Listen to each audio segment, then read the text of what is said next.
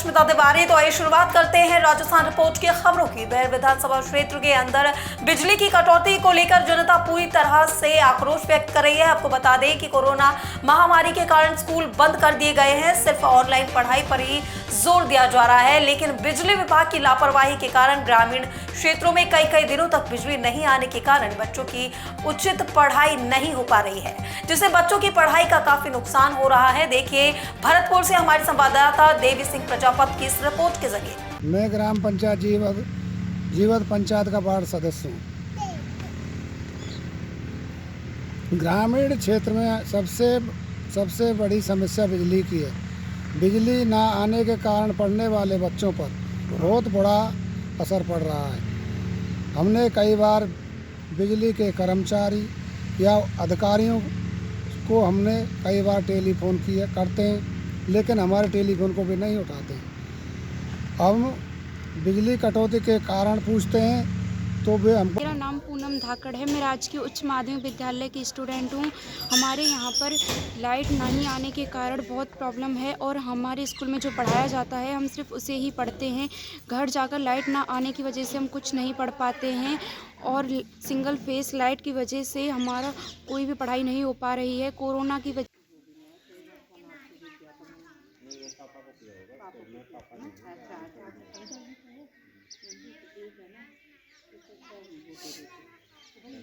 खबर सुजानगढ़ से है, जहां एक युवक सुबह उठा तो उसके होश उड़ गए, क्योंकि उसके बचत खाते से 10,10,900 रुपए निकलकर ICICI से खाते में ट्रांसफर हो चुके थे।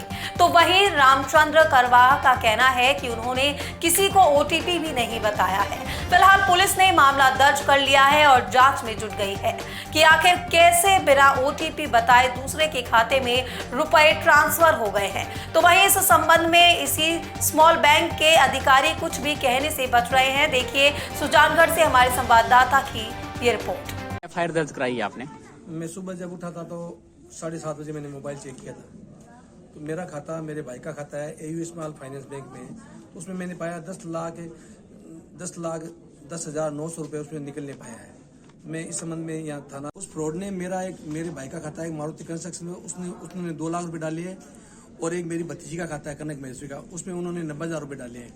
90,000 प्लस कनक महेश्वरी खाते में जो पहले रुपए थे वो भी निकाल लिए और मेरा जो भाई का खाता है मारुति कंस्ट्रक्शन का, उसमें से 2 लाख डाले वो और जिसमें बैलेंस था वो, तीनों खातों में से उन्होंने पूरे रुपए निकाल लिए और उसमें उन्होंने बैलेंस छोड़ दिया है 61 रुपए मात्र बैलेंस छोड़ के, और खाता नहीं।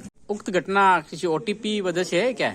नहीं, मेरा जो मेल ID है, मैंने न तो किसी से अपना OTP शेयर करता हूँ, न जो मोबाइल पे OTP आते हैं वो किसी से शेयर किया मैंने। ये घटना रात को 12 बजे से लेकर सुबह 5 बजे 47 मिनट तक की है पूरी घटना। जबकि मैंने मेरी मेल ID और मोबाइल OTP किसी के साथ कभी शेयर करता ही नहीं हूँ। किस तरह का व्यवसाय करते हैं आप? मेरा व्यापार का काम है, कंस्ट्रक्शन का काम है। अग्रिम कार्रवाई के लिए कर रहा हूँ।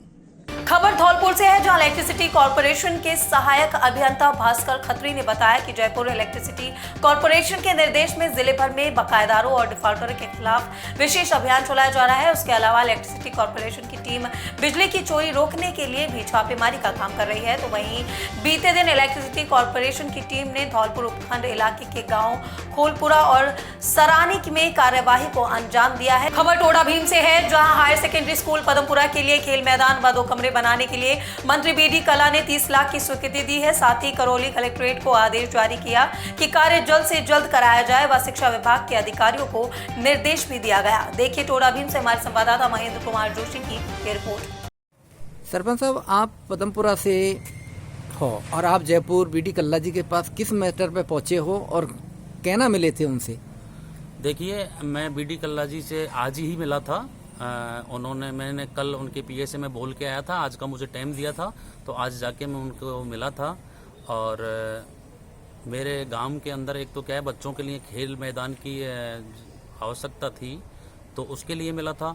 दूसरा, मेरी जो हाई सेकेंडरी स्कूल है उसके अंदर कुछ 2 कमरों की कमी थी, गुरुजनों ने मुझे अवगत करवाया, तो मैं उनके लिए भी मिला था। BD कल्ला जी ने तुरंत प्रभाव से हमारे कलेक्टर साहब CO साहब को तुरंत कॉल करके और उनकी स्वीकृति जारी करने के लिए निर्देश दिए हैं। 30 लाख रुपए की राशि मेरे लिए तुरंत प्रभाव से उन्होंने स्वीकृत करवा के मुझे दी है, जिसका मैं बहुत जल्दी गांव के अंदर काम चालू करने वाला हूँ। आपके हायर सेकेंडरी स्कूल पदमपुरा में है सरपंच साहब, जी कितने आदमियों का, टीचरों का स्टाफ पर कितने बच्चों का आप आज उनका भविष्य सुधार रहे हो आप? देखिए, वैसे तो मेरा मानना और मेरे प्रयास ये रहेंगे कि मैं मेरी ग्राम पंचायत पदमपुरा को आदर्श पंचायत ग्राम पदमपुरा बना के छोड़ूंगा, चाहे इसके लिए मुझे तन मन धन से कितनी भी मेहनत करनी पड़े, किसी से भी मिलना पड़े। दूसरा, स्कूल के अंदर बहुत अच्छी पढ़ाई है वैसे तो, और बहुत अच्छा ही स्टाफ है, लेकिन एक तो सख्त खेल मैदान की ज़रूरत थी, 2 कमरों की ज़रूरत थी। उनके लिए मैंने मंत्री साहब को अवगत करवाया और उन्होंने तुरंत प्रभाव से मेरे कार्यों को जल्दी से जल्दी प्रारंभ करने का आश्वासन दिलवाया। आपका नाम साहब? हंसराज मीणा। खबर टोडा भीम से है, जहां लैब टेक्नीशियन ने बताया कि अकेला एक ही कर्मचारी कहां तक काम करेगा। सुबह से कोविड की जांच, फिर खांसी जुकाम की जांच करता है, तो वहीं कर्मचारी ने बताया कि अधिकारियों से शिकायत करने पर कोई जवाब नहीं मिल रहा है। राजस्थान की रिपोर्ट की खबरों में फिलहाल मेरे साथ बस इतना ही। आगे की और तमाम अपडेट्स के लिए बने रहिए मेरे साथ, देखते रहिए इंडिया रिपोर्ट।